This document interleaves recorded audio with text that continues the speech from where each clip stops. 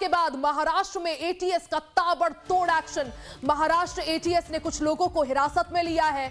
ATS ने मुंब्रा इलाके में छापेमारी की है। शिक्षक के घर पर एटीएस की छापेमारी, शिक्षक के घर से लैपटॉप, फोन, कंप्यूटर जब्त किया गया है। दिल्ली ब्लास्ट के बाद महाराष्ट्र में भी हाई अलर्ट है। मुंब्रा इलाके में छापेमारी की गई है। दिल्ली ब्लास्ट के बाद से ही देश भर में हाई अलर्ट है।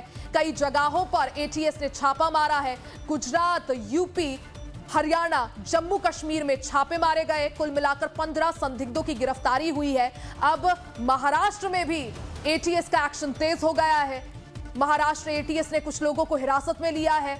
एटीएस ने मुंब्रा इलाके में छापेमारी की। इस दौरान एक शिक्षक के घर पर एटीएस ने छापा मारा। शिक्षक के घर से लैपटॉप, फोन, कंप्यूटर जब्त हुआ है। दिल्ली ब्लास्ट के बाद महाराष्ट्र में भी हाई अलर्ट है।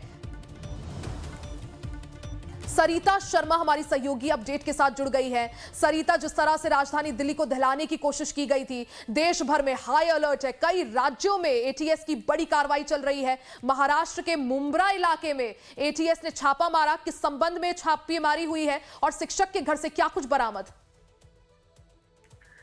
जी देखिए, ये बहुत महत्वपूर्ण छापेमारी की गई है और एटीएस द्वारा यह छापेमारी कल शाम को की गई थी। मुंबई से सटे मुंब्रा इलाका है, वहाँ पे छापेमारी की और वहाँ एक शिक्षक रहता है, उसके घर पे छापेमारी की। और इस पूरे छापेमारी में जो शिक्षक है उसका नाम इब्राहिम आबिदीन बताया जा रहा है और उसके घर पे छापेमारी की। इब्राहिम मुंब्रा में किराए के मकान में रहता था और उसके घर से ही जो है एटीएस से छापेमारी की। और वहीं जो इब्राहिम है वो हर रविवार को मुंब्रा से दूर एक कुर्ला इलाका है, वहाँ मस्जिद में बच्चों को उर्दू पढ़ाने के लिए जाया करता था। ऐसे में जब छापेमारी की गई तो एटीएस को संदेह है कि जो इब्राहिम है वो बच्चों को आतंकवादी गतिविधियों के लिए उकसाता था, जिसके चलते जो है छापेमारी की गई। और कुर्ला में ही इब्राहिम का एक और घर है, वहाँ पे भी इब्राहिम को लेके जाया गया। उस दूसरे घर पे भी वहाँ पे एटीएस की तरफ से जो है छापेमारी की गई। उसके घर से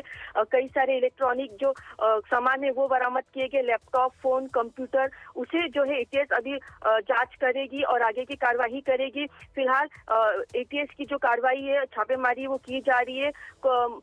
मुंबई से सटे पुणे में कुछ समय पहले ही जो एटीएस की तरफ से कुछ लोगों को गिरफ्तार किया गया था, जिसमें बताया जा रहा था कि जो उनके जो संबंध है वो कहीं न कहीं आतंकी संगठन के अल-कायदा से बताया जा रहा था, जिसके चलते जो है एटीएस को भी संदेह है कि कहीं न कहीं इब्राहिम उनके साथ मिला हो सकता है, जिसके चलते ही छापेमारी की गई। तो ऐसी बहुत सारी जो कड़ियां है वो फिलहाल जोड़ के देखी जा रही है और इसके चलते ही संदेह एटीएस को हुआ है और ये छापेमारी की गई है। और अभी जो है आगे भी छापेमारी की जा रही है पूरी। क्योंकि सरिता देखिए, देश भर में एटीएस काफी ज्यादा एक्शन मोड में है, एक्टिव है। अब तक 15 संदिग्धों की गिरफ्तारी हो चुकी है देश के अलग अलग राज्यों से।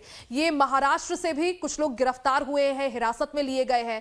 एटीएस के रडार में अब और कौन कौन लोग? देखिए, अभी तो पूरी छापेमारी की जा रही है। जैसे दिल्ली में ब्लास्ट हुआ उसके बाद से ही मुंबई में भी जो है मुंबई पुलिस, एटीएस, सारी जो एजेंसी है वो अलर्ट मोड पे काम कर रही है। और जिस तरीके से एटीएस ने अभी मुंब्रा में कल छापेमारी की, वहाँ पे जिस व्यक्ति को इब्राहिम के घर छापेमारी की, तो कहीं ना कहीं इससे अंदाजा लगाया जा सकता है कि पूरी एजेंसी और पुलिस जो है अलर्ट मोड पे है। और कुछ समय पहले ही पुणे में जिस तरीके से कुछ लोगों को हिरासत में लिया गया था और जिनका संबंध बताया जा रहा था कि अल-कायदा से है, जिसके चलते पुलिस जो है एकदम अलर्ट मोड पे छानबीन कर रही है, छापेमारी कर रही है, जिसके चलते अब जो है यानी आतंकी गतिविधियों से जुड़े लोगों और जो संदिग्ध हैं उनके खिलाफ अब ताबड़तोड़ एक्शन देश भर में देखने को मिल रहा है। मुंबई से सटे मुंब्रा में भी एटीएस हरकत में आई है और एक शिक्षक को जिस पर संदेह था उसे गिरफ्तार किया गया है। सरिता, आप नजर बनाए रखें। बहुत बहुत शुक्रिया जानकारी के लिए।